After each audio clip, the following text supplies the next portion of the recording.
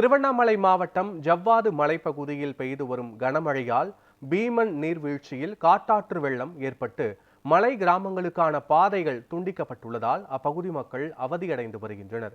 இது தொடர்பான முழுமையான விவரங்களோடு எமது செய்தியாளர் பிரகாஷ் இணைந்திருக்கிறார். வணக்கம் பிரகாஷ். அப்பகுதி மக்கள் ஆற்றை கடந்து செல்வதற்காக அதிகாரிகள் வேறு ஏதேனும் பாதைகளை உருவாக்கி இருக்கிறார்களா? தற்போதைய கள நிலவரங்கள் என்ன?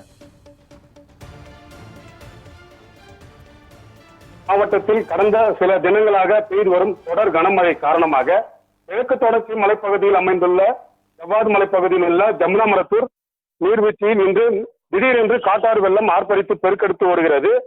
ஜவ்வாது மலையில் உள்ள அனைத்து நீர்வரையிலும் தற்போது திடீரென்று காட்டாறு நீர் பெருக்கெடுத்து ஓடி வருவதால் ஜவ்வாது மலையில் உற்பத்தியாகும் அனைத்து கிளை நதிகளிலும் தற்போது காட்டாறு வெள்ளம் பாய்ந்து ஓடுகிறது.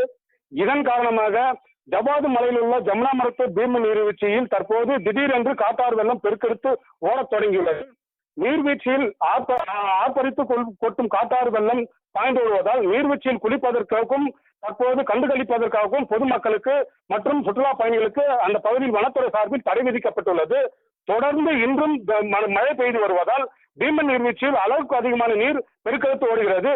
பெரும்பான்மையான மலை கிராமங்களின் பாதைகள் தற்போது இந்த ஆற்று நீரில் அடித்து செல்லப்பட்டுள்ளதால் மலை கிராமங்களுக்கு செல்லப்படும் பாதைகள் தற்போது துண்டிக்கப்பட்டுள்ளது.